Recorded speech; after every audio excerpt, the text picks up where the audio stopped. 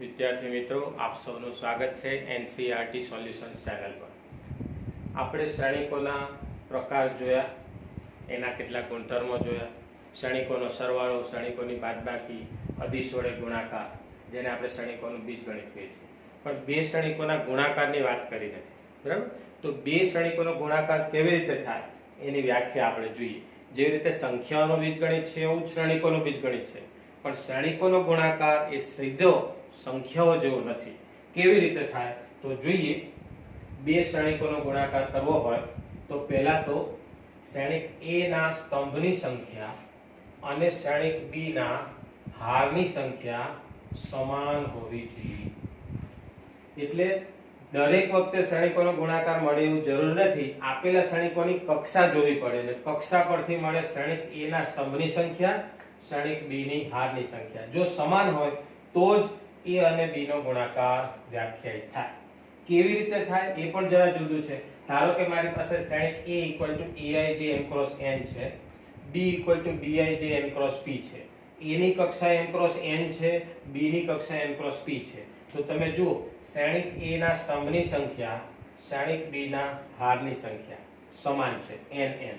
માટે A અને B નો ગુણાકાર AB, જેને આપણે C વડે દર્શાવીએ તો C ના ઘટકો આ રીતે મળે. C Cik m cross p. જો શ્રેણિક A ની કક્ષા m cross n અને B ની m cross p હોય તો ગુણાકારની કક્ષા શું થાય છે? જુઓ, m cross p. બરાબર? હવે આ કેવી રીતે મેળવવું?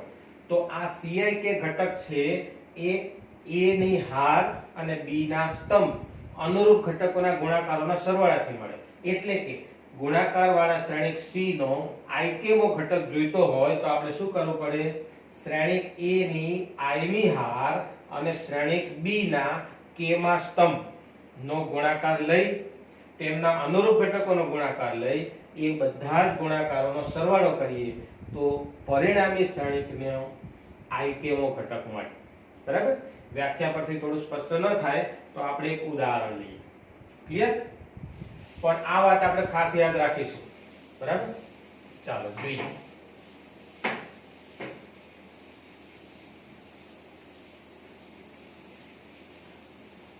પહેલા તો આપણે એ જોઈ લઈએ કે ગુણાકાર મળે કે નહીં, અને ગુણાકાર મળે તો એની કક્ષા કઈ થાય. દાખલા તરીકે A 2/3 અને B 3/2 શ્રેણિકોનો ગુણાકાર શક્ય હોય તો તેની કક્ષા જણાવો. ધારો કે આવો સવાલ છે. હવે અહીં તમે જોશો કે A 2/3 માટે A ના સ્તંભની સંખ્યા જુઓ, A ની કક્ષા 2/3. અહીંયા પહેલો ઘટક છે હાર બતાવેલ, બીજો ઘટક સ્તંભ. માટે A ના સ્તંભની સંખ્યા કેટલી થશે? 3. હવે B ની કક્ષા કેટલી છે? 3/2. માટે B ની હારની સંખ્યા, પેલી છે હાર બતાવેલ 3. તો તમે જુઓ આ બે સમાન છે, માટે A અને B નો ગુણાકાર AB શક્ય છે. અને AB ની કક્ષા જોઈતી હોય તો શું થશે? આ બે સેમ છે જુઓ, તો આ જે છે એ AB ની કક્ષા થાય. AB 2/2 મળે. ક્લિયર? હજુ આપણે ધારો કે અહીંયા C લઈ લઈએ. C 3/3. અચ્છા, પહેલા આપણે એક કામ કરીએ. AB મેળવ્યા. હવે જોઈએ, જેમ સંખ્યાઓમાં આપણે 2 × 3 એટલે 6 અને 3 × 2 એટલે 6 ગુણાકાર સમક્રમી છે. પણ શ્રેણિકમાં AB મેળવ્યા, એવી રીતે આપણે BA મેળવવો હોય તો શું કરવું પડે? ચાલો BA મેળવીએ. B અને A ના ગુણાકાર માટે શું કરવું પડે? B ના સ્તંભની સંખ્યા, તો B ની કક્ષા શું છે? 3/2. સ્તંભની સંખ્યા કેટલી? 2 બરાબર A ની હારની સંખ્યા જો છે. માટે B એ વ્યાખ્યાયિત છે. પણ BA ની કક્ષા શું થશે? 3/3. 3. તો તમે જુઓ અહીંયા a અને b નો ગુણાકાર શક્ય બને છે અને ab કયો છે 2/2 કક્ષાનો થાય છે. b અને a નો ગુણાકાર પણ શક્ય છે પણ b અને a ના ગુણાકારથી મળતા શ્રેણિકની કક્ષા કેટલી થાય છે 3/3. એનો મતલબ આપણે એ કહી શકીએ કે ab is not equal to b. તો અહીંયા આપણે એવા બે શ્રેણિક ઘટકો નથી લીધા, કક્ષાના આધારે માત્ર પેલા તો આપણે અત્યારે એ ચેક કરીએ છીએ કે ગુણાકાર વ્યાખ્યાયિત થાય કે નહીં. ગુણાકાર કેવી રીતે કરવો એ પછી આપણે જોઈએ છે. ક્લિયર? તો AB મળે છે, BA પણ વ્યાખ્યાયિત છે, પણ AB બરાબર BA થતા નથી. એનો મતલબ એ કે શ્રેણિકોનો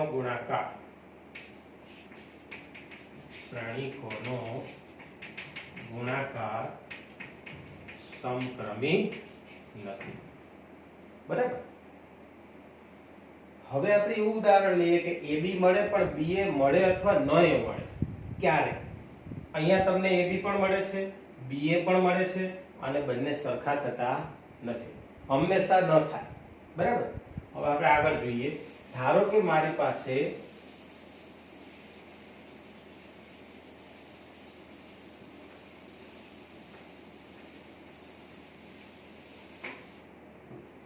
A 2/3 છે, B 3/4 છે. બરાબર? તો હવે આપણે જોઈએ. જુઓ, શ્રેણિકોનો ગુણાકાર શક્ય હોય તો તેની કક્ષા જણાવો. ગુણાકારની કક્ષા બતાવીશ. બરાબર? હવે તમે જોશો કઈ A ના AB જોઈએ છે. પહેલા કોના માટેની વાત કરીએ? AB શક્ય બને તે માટે શું થવું જોઈએ? A ના પહેલા શ્રેણિકના સ્તંભની સંખ્યા કેટલી છે? 3. બીજા શ્રેણિકના B ની હારની સંખ્યા કેટલી છે? 3. આ બે સરખી છે માટે AB, હવે AB ની કક્ષા જો આ સરખી છે એટલે કેટલી થશે? 2/4 મળે. બરાબર? હવે તમે જુઓ B અને A નો ગુણાકાર BA શક્ય બને તે માટે અહીં B ની કક્ષા કેટલી છે? જુઓ તો 3/4 અને A ની કક્ષા કેટલી છે? 2/3. હવે આપણે BA જોઈએ છે તો પહેલા શ્રેણિકના સ્તંભની સંખ્યા, B ના સ્તંભની સંખ્યા બરાબર 4 અને A ની હારની સંખ્યા કેટલી છે? 2. તો તમે જુઓ આ બે સમાન થતા નથી માટે BA વ્યાખ્યાયિત નથી. ક્લિયર? તો કેટલીક વખત એવું બને કે A અને B નો ગુણાકાર શક્ય બને પણ B અને A નો ગુણાકાર જ વ્યાખ્યાયિત ન થાય. તો આના આધારે આપણે માત્ર એટલું જ શીખ્યા કે શ્રેણિકોનો ગુણાકાર હંમેશા શક્ય નથી. શ્રેણિકોનો ગુણાકાર શક્ય બને એ માટે જો તમારે AB નો ગુણાકાર જોઈતો હોય તો પહેલા શ્રેણિક A ના સ્તંભની સંખ્યા અને બીજા શ્રેણિકની હારની સંખ્યા સમાન થવી જોઈએ. જો સમાન ન થાય તો B અને A માટેની વાત કરીએ તો BA ના મળે, AB મળે. બરાબર? એટલે અગાઉ આપણે એવું જોયું કે ABA મળે અને BA મળે પણ સમાન થાય એવું જરૂરી નથી. હવે સમાન ન જ થાય એવું પણ જરૂરી નથી. ક્યારેક ક્યારેક એવું બને કે AB અને BA, દાખલા તરીકે હવે આપણે બીજું એક ઉદાહરણ લઈએ. ચાલો A 2/2, B પણ 2/2 લઈએ. બરાબર? જો આના ગુણાકાર શક્ય હોય તો તેની કક્ષા જણાવો.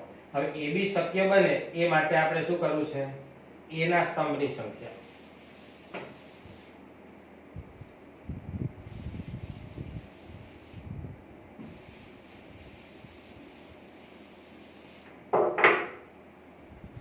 અગાઉ આપણે જોયું એમાં કક્ષા જ જુદી મળતી હતી. બરાબર છે? પણ અહીંયા જુઓ A 2/2 છે તો A ના સ્તંભની સંખ્યા કેટલી છે?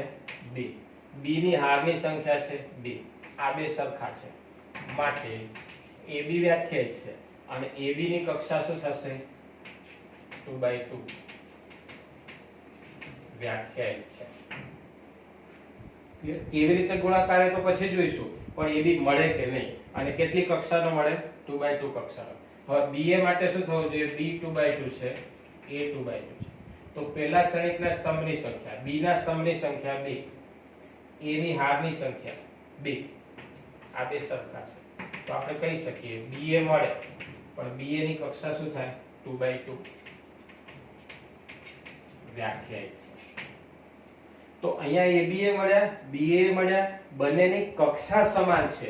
એનો મતલબ એ નહીં કે AB બરાબર BA થાય જ. કક્ષા સમાન હોય એટલે શ્રેણિક સમાન એવું જરૂર નથી. દાખલા તરીકે હું આવો લઈ લઉં, A બરાબર 1 2 3 4 અને B બરાબર 1 0 0 1. તો તમે જો આ 2/2 છે અને આ 2/2 છે, પરંતુ A is not equal to B.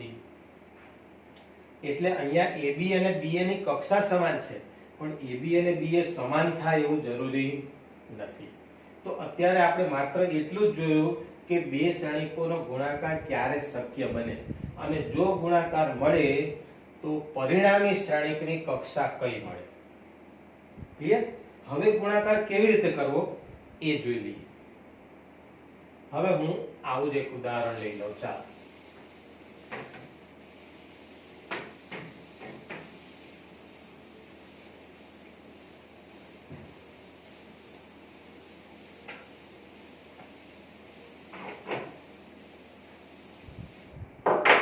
ધારો કે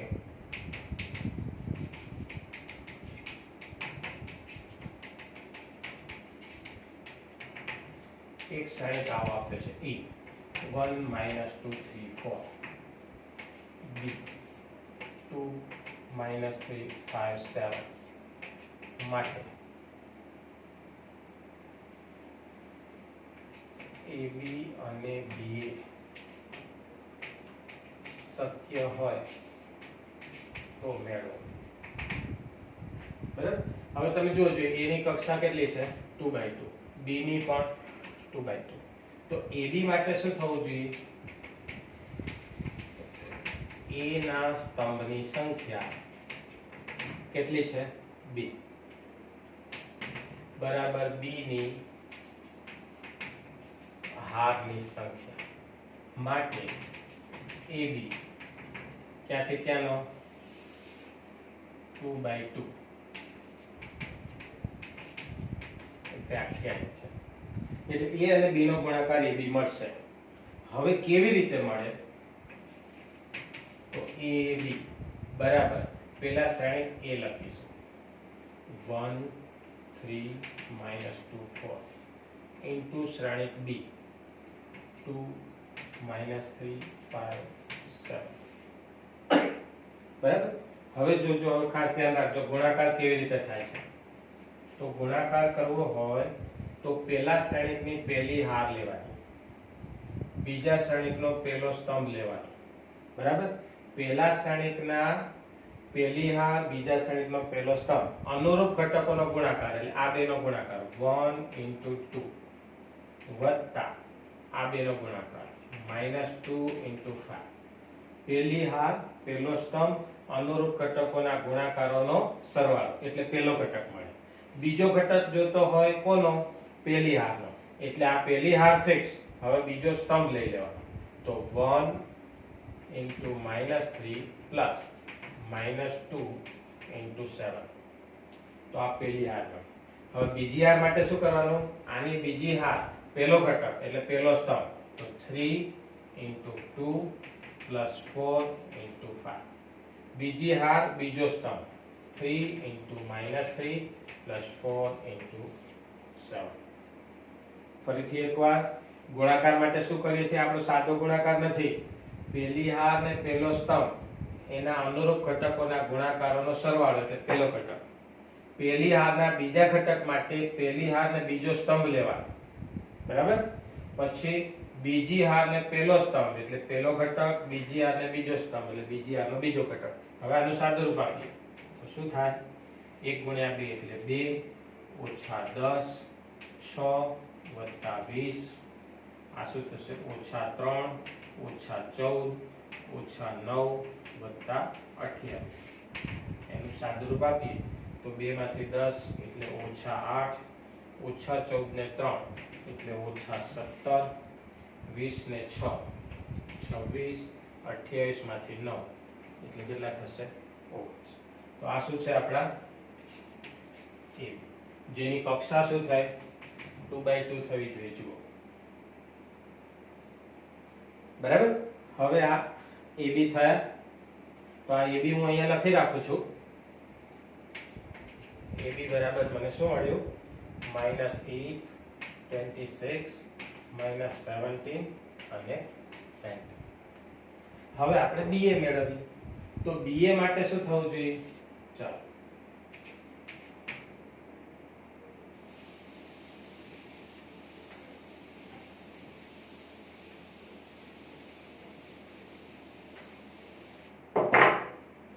B માટે પહેલા શ્રેણિકનો સ્તંભ, B ના સ્તંભની સંખ્યા 2, પછી A ના હારની સંખ્યા 2 માટે BA ક્યાંથી ક્યાંનો થશે? 2/2. પણ B અને A નો ગુણાકાર BA, તો પહેલા B લખીશું એટલે 2 -3 5 7 into A 1 3 -2 4. બરાબર. તો ચાલો હવે ખાસ ધ્યાન રાખજો, ગુણાકાર કરવો હોય તો શું કરવાનું? પહેલી હાર પહેલો સ્તંભ 2 into 1 પ્લસ -3 into 3 બીજો ઘટક, એટલે પહેલો ઘટક મળ્યો. બીજા ઘટક માટે પહેલી હાર અને બીજો સ્તંભ એટલે 2 into -2 પ્લસ -3 into 4. પછી આ 2 સોરી હવે આપણે બીજી હાર આલ્યા એટલે આની બીજી હાર લઈશું. પહેલા ઘટક માટે પહેલો સ્તંભ તો 5 into 1 plus 7 into 3. પછી બીજી હાર અને બીજો સ્તંભ 5 into -2 plus 7 into 4. સાદું રૂપ આપીએ તો આ 2 - 9 5 + 21 -4 -12 -10 + 28. 2 માંથી 9 એટલે -7, 21 ને 5 16 સોરી 26 -12 ને 4 -16 વિધિ 28 માંથી 10 18. તો આ શું છે? B. તો તમે જોશો કે આ પણ 2/2 છે, તો AB પણ મળ્યા, BA પણ મળ્યા. પણ તમે જો AB અને BA સરખા થતા નથી.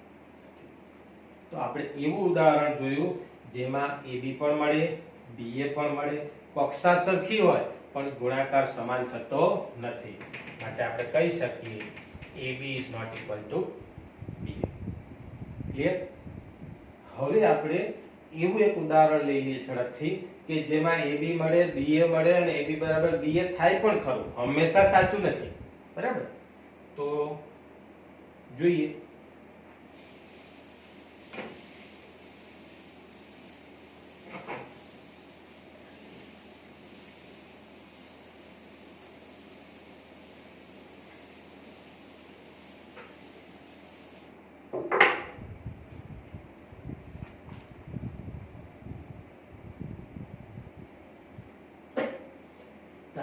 આપણે એકદમ સિમ્પલ જ ઉદાહરણ લઈએ.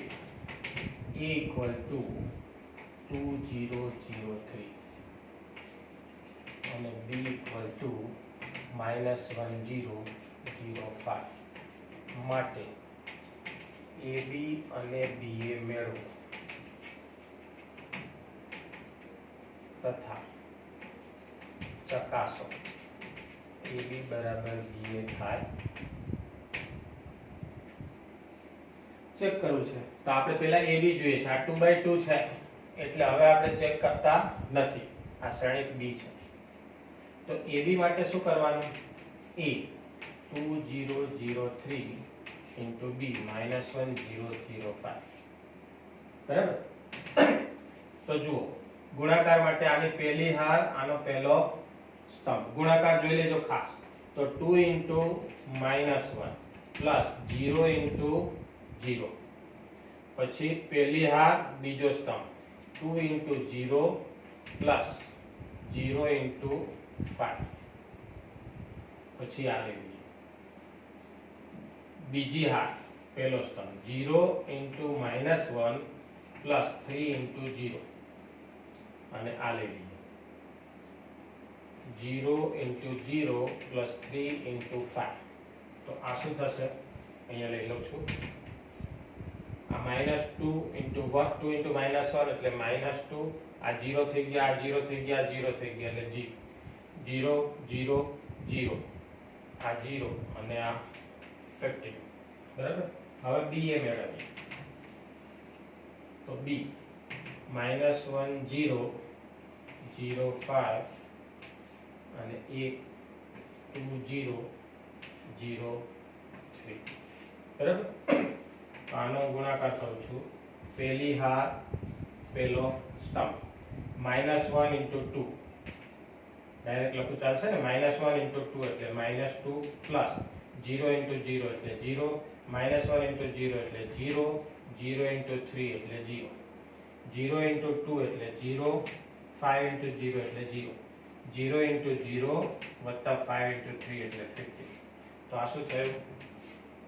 -2 0 0 અને 50. તો તમે જો આ બે સરખા થયા. એનો મતલબ એ કે અહીંયા તમારે AB બરાબર BA થાય છે. ક્લિયર? તો આટલી ચર્ચાના આધારે આપણે માત્ર એટલું જ શીખ્યા કે કોઈ પણ બે સળિકનો ગુણાકાર હંમેશા શક્ય બને એવું જરૂરી નથી. ધારો કે શક્ય હોય તો AB મળે, BA ના પણ મળે, AB પણ મળે અને BA પણ મળે. તો AB બરાબર BA થાય પણ ખરું, ન પણ થાય. એનો મતલબ એ કે સળિકોનો ગુણાકાર સમક્રમી નથી. અને ગુણાકાર શક્ય બને એ માટે શું થવું જોઈએ? પહેલા સળિકના ધારો કે 2/2 છે, સ્તંભની સંખ્યા અને બીજા સળિકના હારની સંખ્યા સમાન થવી જોઈએ. આ સિવાય ગુણાકાર માટે બીજા પણ ગુણધર્મો છે. બીજા ગુણધર્મો આપણે નેક્સ્ટ સેશનમાં જોઈશું. તો આપણી ચેનલને સબસ્ક્રાઇબ કરતા રહો, લાઈક કરો અને મિત્રો સાથે શેર પણ કરો. Thank you.